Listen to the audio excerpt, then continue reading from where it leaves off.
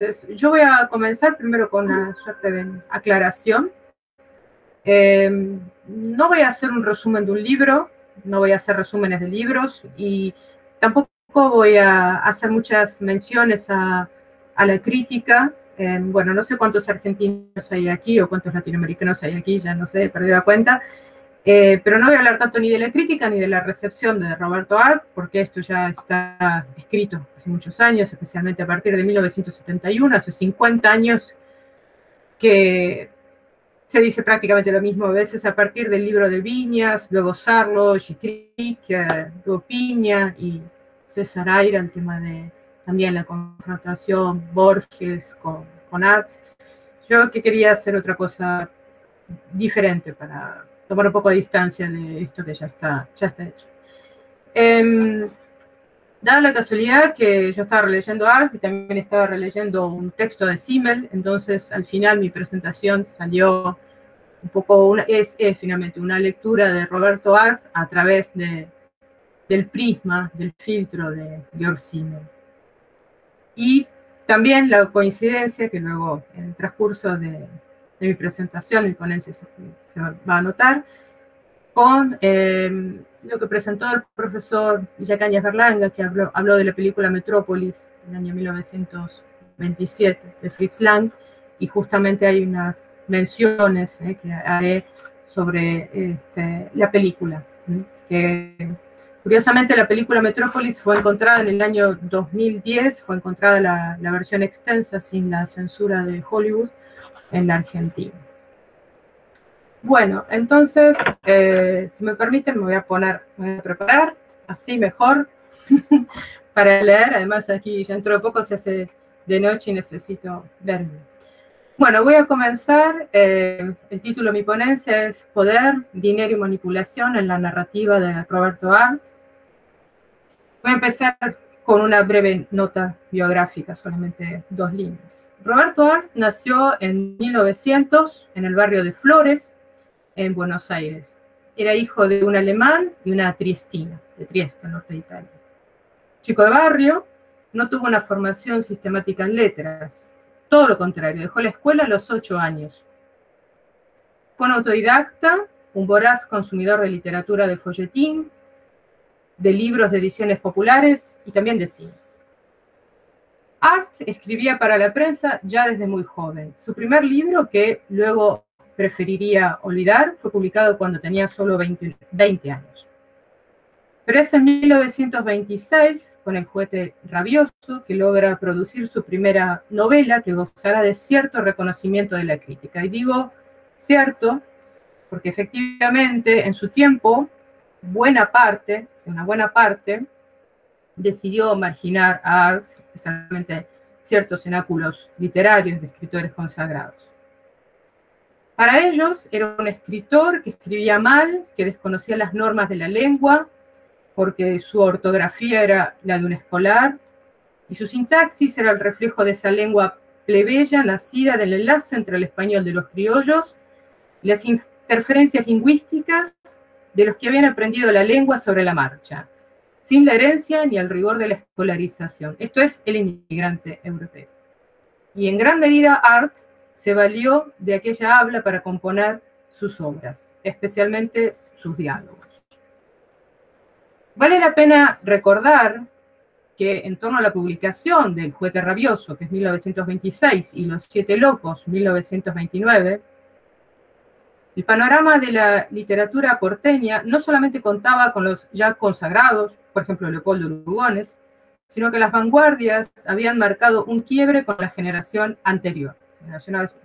Grosso modo, los nacionalistas o la llamada generación del centenario.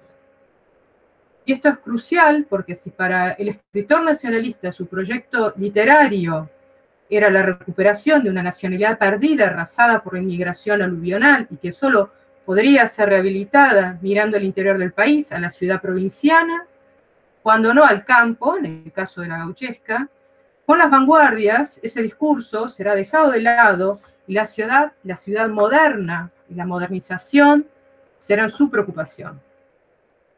Esto está más que claro ya a partir del joven Borges y por supuesto lo está en Roberto Arlt.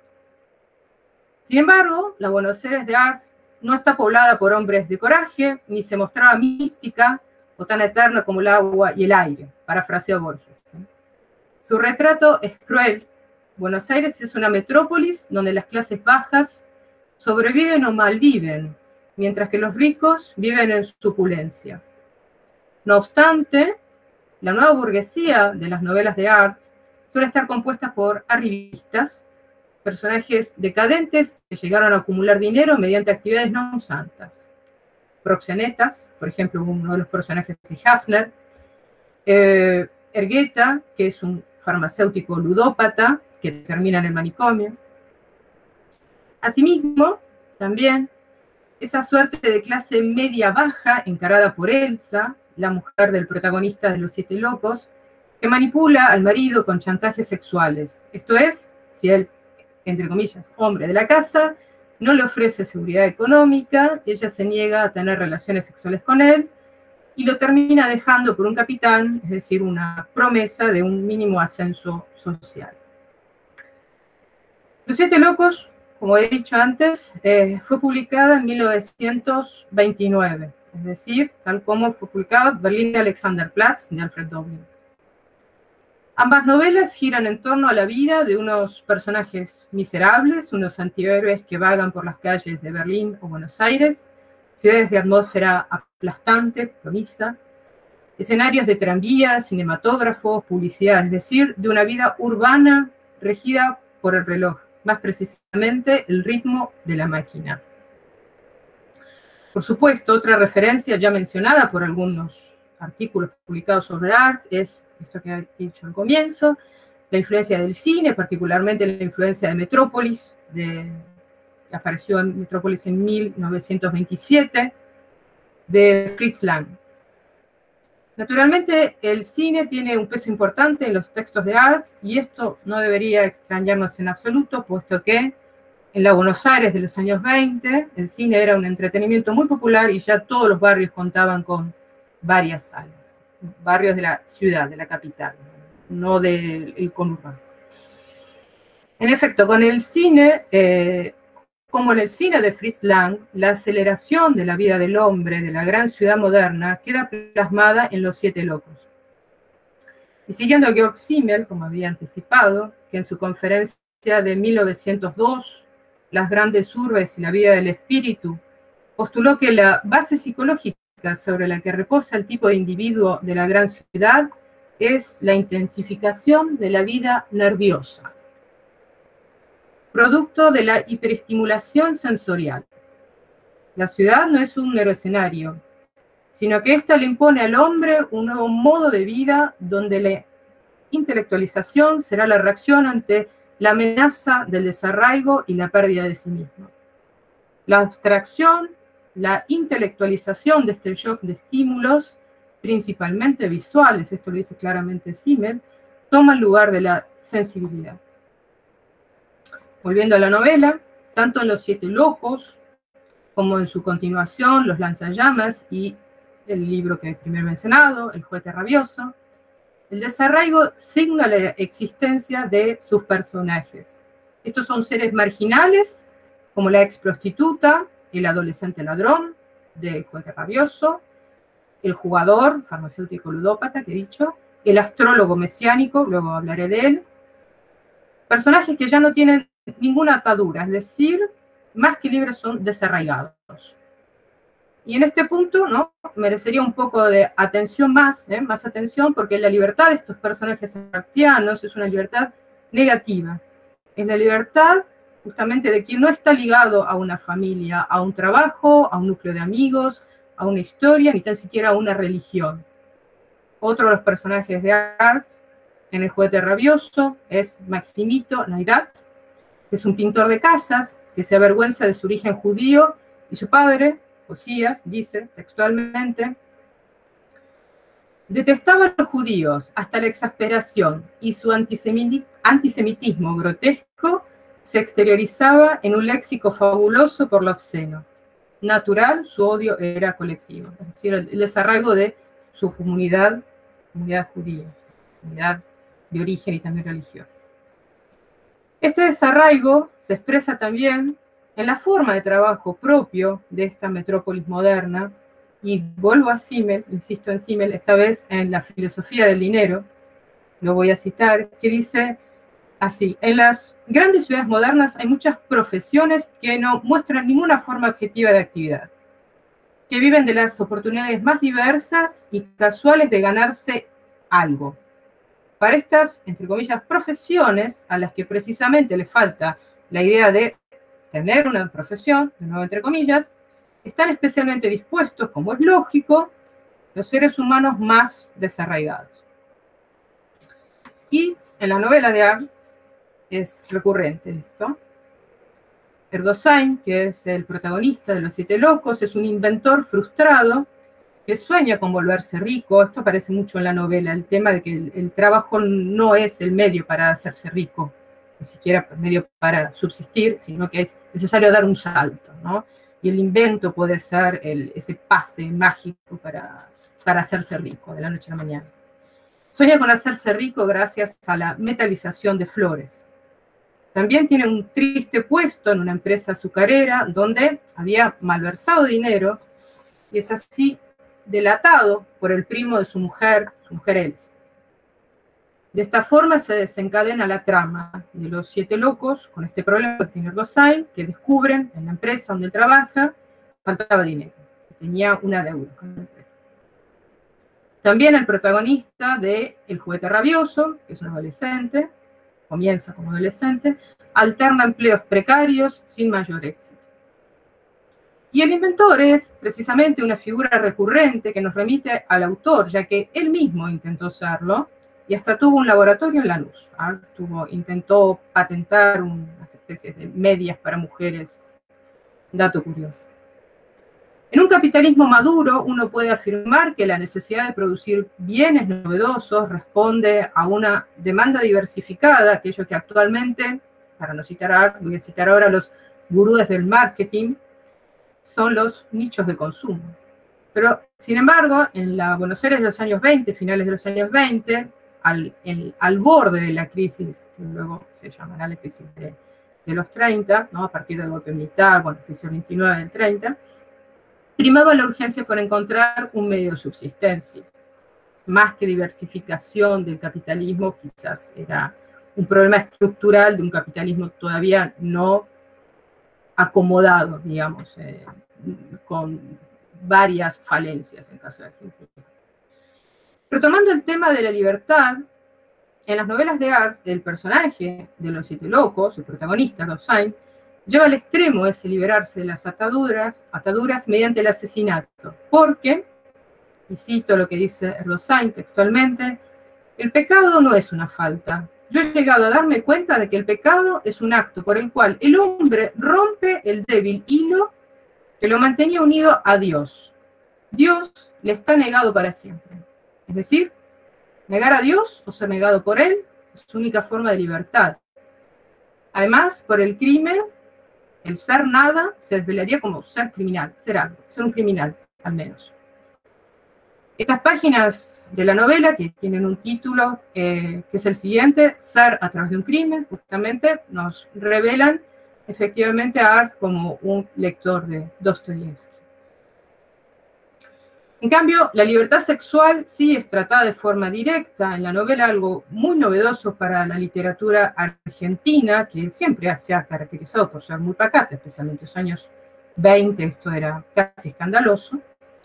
Hipólita, la ex prostituta, hace una suerte de discurso, confesión, cuando le cuenta a Erdős cómo decidió dedicarse a la mala vida.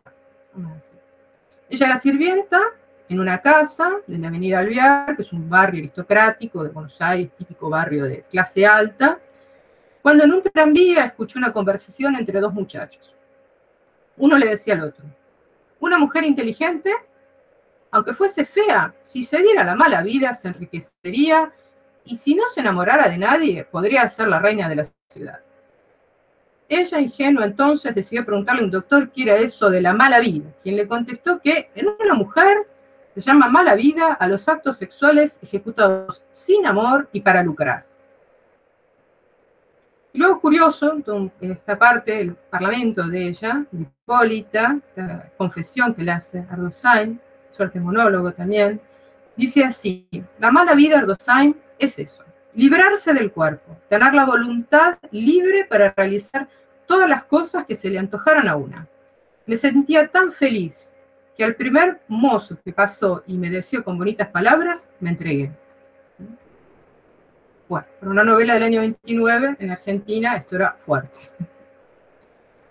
Entonces, la libertad sexual de la mujer en el discurso de Hipólita está concebida como un desligarse de las relaciones tradicionales del matrimonio, pero al mismo tiempo de cualquier apego por los sentimientos, y finalmente un medio de vida y una salida al menos aparente de la servidumbre. En última instancia, es una libertad negativa, la de no ser la mujer de un hombre, ni ser la mujer de unos ricos. Hipólita nos conduce entonces a otro asunto de los 7 locos, que es el dinero como fin en sí mismo de las relaciones entre los hombres y las mujeres de la gran ciudad. Por un lado, tenemos en los 7 locos la angustia de Ardoshain ante sus deudas y su mujer que le exige estabilidad y confort. Esto lo lleva a la desesperación por salir de la pobreza y concentra todas sus fuerzas en conseguir dinero, sea como sea. Por otro, tenemos el proyecto de una sociedad futura del astrólogo, que es un personaje de la novela, pero no voy a hacer resumen de la novela, quien encabeza una suerte de secta o de logio, cuyo objetivo es la dominación de la sociedad o el poder despótico de una minoría sobre las masas. Pone así al lector ante una distopía crítica del capitalismo. Y me interesa aquí detenerme en una serie de aspectos de esta sociedad, planeada por el astrólogo, y que efectivamente va a seducir a Ardoshain y va a participar de esta sociedad, que son la comedia de la religión, el fordismo, la manipulación de las masas, el dominio del conocimiento científico y la ausencia de ideología política. Entonces, vuelvo a citar la novela. Esto lo dice el astrólogo. El dinero puede convertir en Dios a un hombre. Henry Ford, con su fortuna, podría comprar la suficiente cantidad de explosivos como para hacer saltar en pedazos un planeta como la Luna.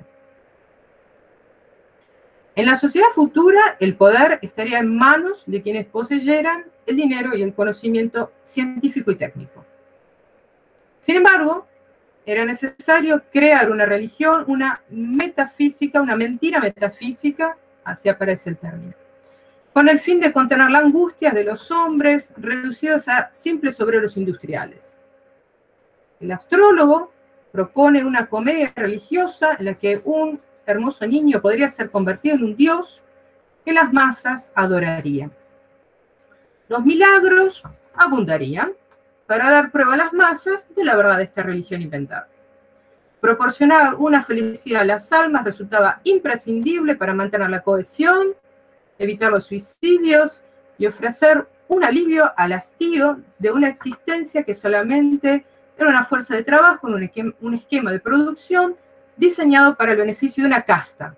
Término que efectivamente utiliza el astrólogo todo el tiempo, casta. Dice que hay 2 castas. Este dios también tendría que enlazar las referencias a un oriente misterioso, tan misterioso como ignorado en la cultura de masas. Sería, dice la novela, un término medio entre Krishnamurti y Rodolfo Valentino. Esto suena cómico, bueno, es inventivo, ¿no?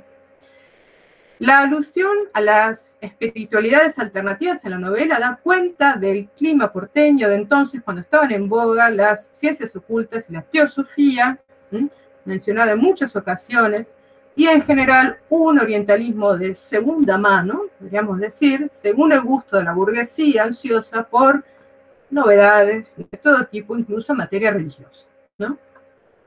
Efectivamente, las ciencias ocultas en Buenos Aires abundaban, había muchísimos grupos, es un tema que queda pendiente por estudiarse seriamente. De tal forma que una suerte de sincretismo hollywoodense, sin dejar de ser una inventiva disparatada para la novela, es una exacerbación de la ausencia de fe en las religiones tradicionales y al mismo tiempo, ¿no?, del culto al sex symbol del cine. Y es precisamente el cine como producto de consumo, no como arte, que podría ser uno de los medios más eficaces de manipulación de las castas inferiores.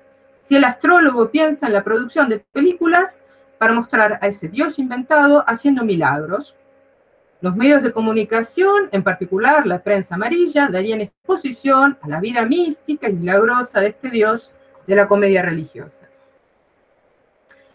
En las palabras del astrólogo queda claro que el engaño se sostiene gracias a la manipulación de las masas. Los medios de comunicación serían puestos al servicio de la casta superior. Por el cine y la prensa se alterarían las emociones, de tal modo que la fe en una nueva religión subyugaría cualquier intento de rebelión. Esto aparece muchas veces, la idea de que es imposible una revolución social. Es más, haría que el hombre perdiera su último rastro de individualidad y mansamente se entregaría a la servidumbre industrial. Y el astrólogo agrega que se quemarán vivos en las plazas a los que no crean en esa religión.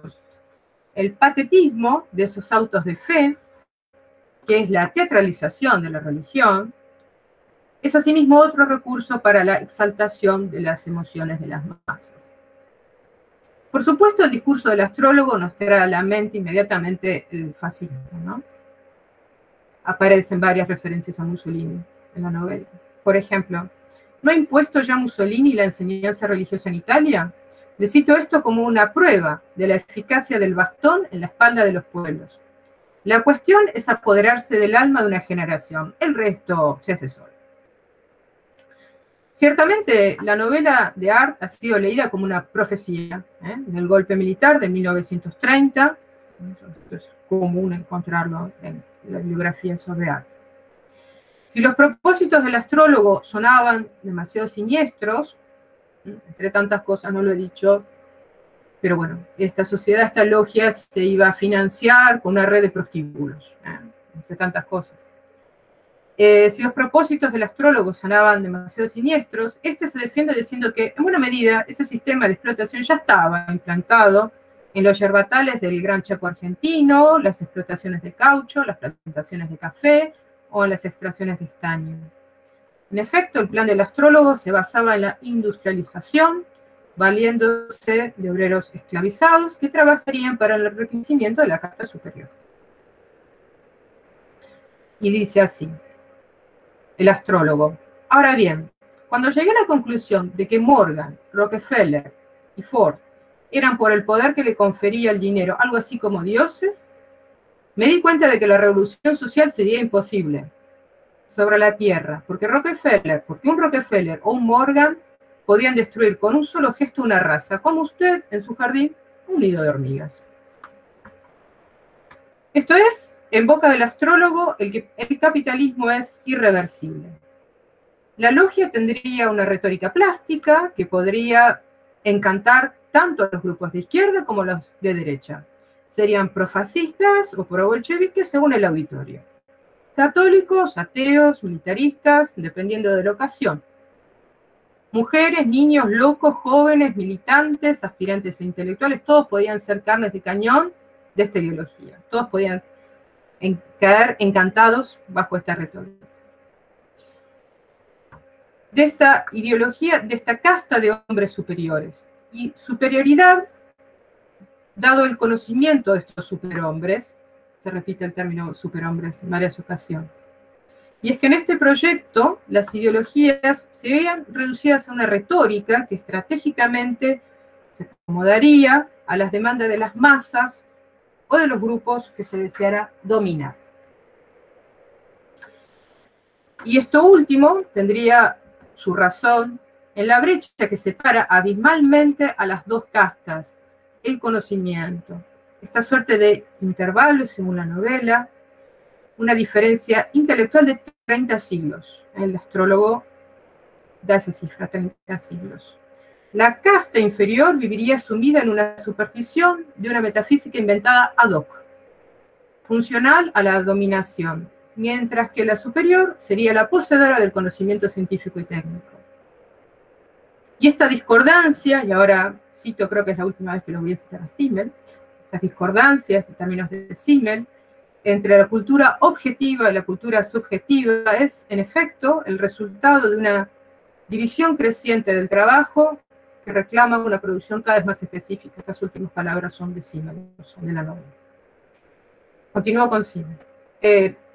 La gran ciudad favorece el desarrollo de una existencia individual inmensa en una cultura moderna que se caracteriza por ir más allá, de sobrepasar al espíritu subjetivo por el objetivo. Es decir, el hombre moderno se enfrenta a una cultura enorme, encarnada en objetos y conocimientos, en instituciones y confort. La atrofia de la cultura individual por la hipertrofia de la cultura objetiva es razón del odio feroz de los predicadores del individualismo, Nietzsche a la cabeza, alimentan contra las grandes ciudades. Termino con Simmel. Y si bien, ya voy a terminar ahora en unos minutos, si bien yo no pretendo para nada sugerir que Art haya leído la obra de Simmel, sí ha leído Dostoyevski, efectivamente, y ha tenido acceso al cine alemán de la época, Fritz Lang, como hemos dicho, ni mucho menos, simplemente me atrevo a poner en relación las palabras de Simmel, la última cita de Simmel, con este fragmento del discurso del astrólogo. Dice así: y la desproporción monstruosa que usted advierte en mi sociedad existe actualmente en la nuestra, pero a la inversa. Nuestros conocimientos, quiero decir, nuestras mentiras metafísicas están en pañales, mientras que nuestra ciencia es un gigante. Y el hombre, criatura doliente, soporta en él este desequilibrio espantoso. De un lado lo sabe todo, del otro lo ignora todo. Y para ir terminando, quisiera insistir en el valor de la obra de Roberto Art, para quienes no lo han leído, no por algo no he hecho el resumen de la obra, para no arruinar el final, que en su época estuvo puesto en duda, no por todos los escritores, ciertamente, ¿no? Por un grupo, como lo he dicho antes, especialmente por su ortografía, por su sintaxis. Ya actualmente no es una discusión para la crítica, para los lectores tampoco. El valor de Art forma parte del canon argentino, eso está claro. Pero no obstante, me parecía aquí oportuno ofrecer otra lectura, lejos de lo que yo había dicho al comienzo, lejos de lo que ya se sabe, ¿no? De las comparaciones con Borges, de lo que ha dicho Piña, de lo que ha dicho Piglia, lapsus, de lo que ha dicho Cesaraira, y ver que la novela de Art, en concreto Los Siete Locos, que me he centrado, de hecho menciono otras, pero me he centrado en Los Siete Locos, es una novela contemporánea en el sentido de que está a tono con la producción de los grandes centros de producción literaria de Europa. Está a tono, no quiero decir que esté en el mismo nivel, no sé, no vamos a discutir ese asunto. Y dentro del panorama de las letras argentinas de los años 20, esta tiene algo de excepcional, esa es mi opinión, me hago responsable de lo que estoy diciendo, plenamente, dado que en Argentina, salvo el caso de Borges, que también es un excepcional, la literatura sería atada a un provincianismo terrible o simplemente limitación de lo que llegaba de Europa. Ya casi centenaria, la novela es del 29, recordemos, Los Siete Locos realmente no ha envejecido, como sí ha pasado con otras obras de autores que eran más respetados, ¿no? Y hasta que vendían más, como Mallea o Gálvez. Eduardo Mallea era como el vendedor de bestsellers del momento. Sin embargo, la novela conserva el poder de ofrecer más relecturas actuales a la luz de la formación de un lector del día de hoy. Bueno, y con esto he terminado.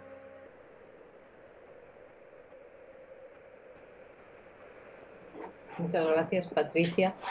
Disculpad que se me fue un momento la conexión. Sí, yo en un momento no tenía luz, así que... ¿Tú tampoco? Vale, no, pero sí que se te oía. No sé, era la lámpara que no andaba bien, pero bueno, no pasa nada.